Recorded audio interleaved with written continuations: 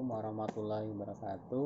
Perkenalkan, nama saya Rudi Kurniawan dari Universitas 17 Agustus 1945 Samarinda, jurusan Ilmu Administrasi Negara, semester 4, kelas sore ganjil. Sini saya akan menjelaskan materi tentang pengertian demokrasi adalah keadaan negara di mana sistem pemerintahan kedaulatan di tangan rakyat.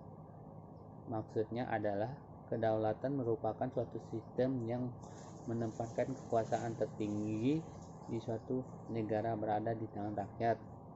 Kedaulatan rakyat menjadikan kesempatan untuk mengatur hajat hidup dan menjadikan posisi pejabat publik sebagai representatif. Kekuasaan tertinggi berada dalam keputusan bersama rakyat. Di dalam menjalankan kekuasaan atas nama rakyat harus diutamakan dahulu dalam menjalankan kuasa pemerintah pada pengawasan rakyat atau kontrol sosial. Pengawasan bisa dilakukan secara langsung oleh rakyat dan juga bisa juga melalui parlemen atau DPR. Mengawal atau mengontrol pengawasan seperti unjuk rasa, demokrasi, pencapaian tuntutan dalam pengawal dan mengontrol terhadap pemerintah dalam menjalankan kekuasaannya.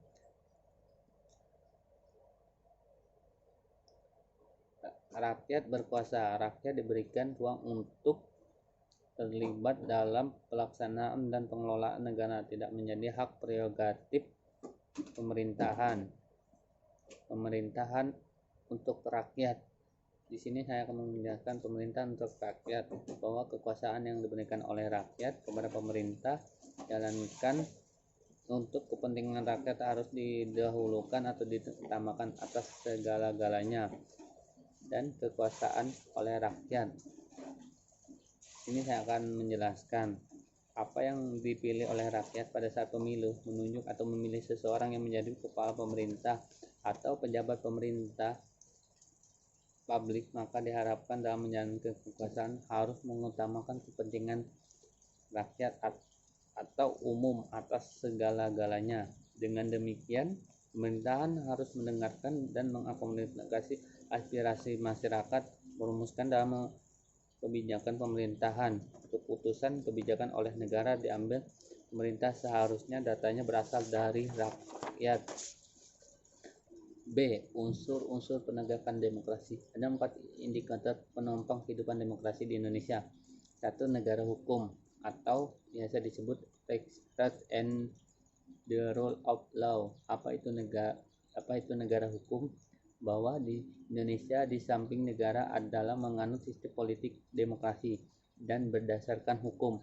Demokrasi hukum sangat dibutuhkan persaingan dan kompetisi tidak bias agar tidak terjadi anarkis berdasarkan aturan negara hukum. Negara hukum adalah negara yang diberikan peradilan yang bebas atau tidak memihak ke siapapun dan memberikan jaminan hak asasi manusia. 2. Masyarakat madani atau biasa disebut civil society. Masyarakat yang ditandai masyarakat terbuka, transparan, bebas dalam aspirasi untuk menyatakan pendapat tanpa dihalang-halangi oleh negara. Masyarakat yang kritis dan partisipasi aktif yang tinggi semestinya dimiliki oleh mahasiswa dan dimiliki oleh diri mahasiswa sebagai kekuatan sosial atau kontrol sosial. Masyarakat madani adalah tingkat intelektualitas dari segi pendidikan jauh lebih dari bagus pada masyarakat biasa. 3. Masyarakat infrastruktur politik. Untuk melakukan demokrasi adalah infrastruktur politik masyarakat yang berkaitan dengan pengelompokan warga, berbagai macam kekuatan secara politik. Ada partai politik non pemerintahan, mahasiswa, ada organisasi kepemudaan, organisasi golongan, dan organisasi menurut para ahli kepentingan sebagainya. Dalam rangka menciptakan negara demokrasi bukan hanya dibangun institusi saja strukturnya, tapi harus juga dibangun kulturnya. Mindset terhadap perilaku demokrasi dibangun. Demokrasi dipahami tidak hanya dalam bentuk pemerintahan saja, bukan sistem politik demokrasi pola pikir bagaimana budaya patriotisme. 4. Kalangan pers atau kalangan sivitas akademik kampus. Inilah komunitas kita dan mahasiswa bagian dari insan kampus Civitas Akademika seperti mahasiswa, tenaga pengajar, dan pendidik. Kegiatan sosial dalam membantu masyarakat menjalankan kegiatan sosial dengan menjalankan kualitas SDM dengan menyajikan informasi dan berita-berita yang memberikan wawasan dan pemikiran bagi masyarakat, tidak menjadi provokasi masyarakat oleh media dan elektronik. Model demokrasi skala membagi 5 corak demokrasi, antara lain demokrasi liberal adalah pemerintah yang dibatasi oleh UU dan pemilu yang bebas diselenggarakan dalam waktu aman. 2. Demokrasi terpimpin. Para pemimpin percaya bahwa semua tindakan mereka dipercaya rakyat, tetapi menolak pemilu yang bersaing sebagai kendaraan untuk menduduki kekuasaan. 3. Demokrasi sosial, yaitu demokrasi yang menaruh kepedulian pada keadilan sosial dan egalitarisme bagi persyaratan untuk memperoleh kepercayaan politik. 4. Demokrasi partisipasi, yang menekankan hubungan timbal balik antara penguasa dan yang dikuasai. 5. Demokrasi konstitusional, yang menekankan produksi khusus bagi kelompok-kelompok budaya, yang menekankan kerjasama yang erat di antara elit yang mewakili bagian budaya masyarakat utama.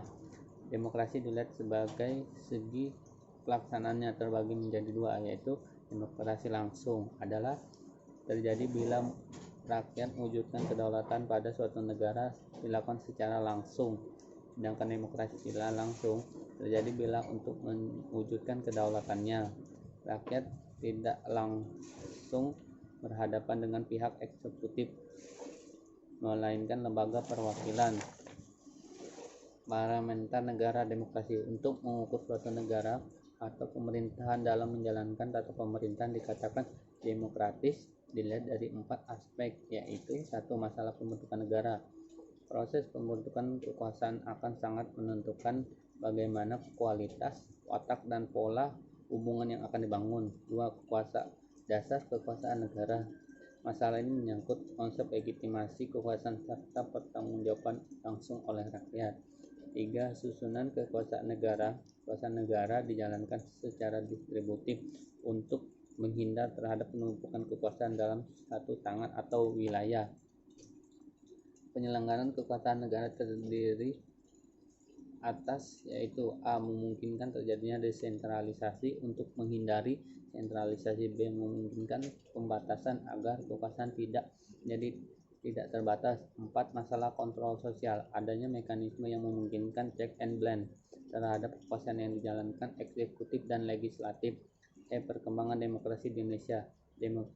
Demokrasi parlementer tahun 1945 sampai 1959 UUDS 1950, di mana badan eksekutif atau presiden sebagai kepala negara konstitusional beserta menteri yang mempunyai tanggung jawab politik.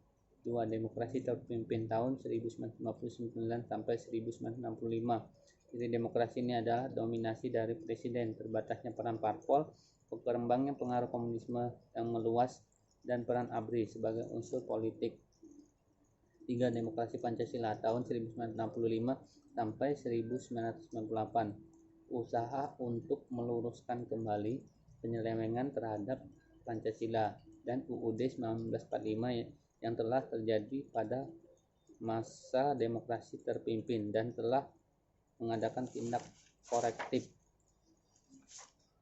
Beberapa rumusan terhadap demokrasi Pancasila. A. Demokrasi di bidang politik, yaitu menegakkan kembali asas negara hukum, kepastian hukum. B. Demokrasi di bidang ekonomi yang kehidupan yang layak bagi semua warga negara.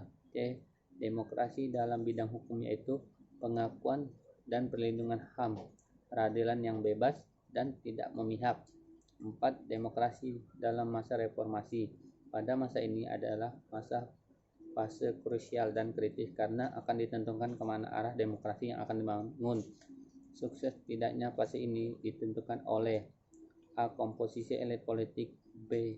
desain institusi politik, C. Kultur politik dan perubahan sikap terhadap politik di kalangan elit dan non-elit, D. Peran civil society atau masyarakat madani. Sekian dari presentasi saya, kurang dan lebihnya saya mohon maaf. Wabillahi taufik wal hidayah. Assalamualaikum warahmatullahi wabarakatuh.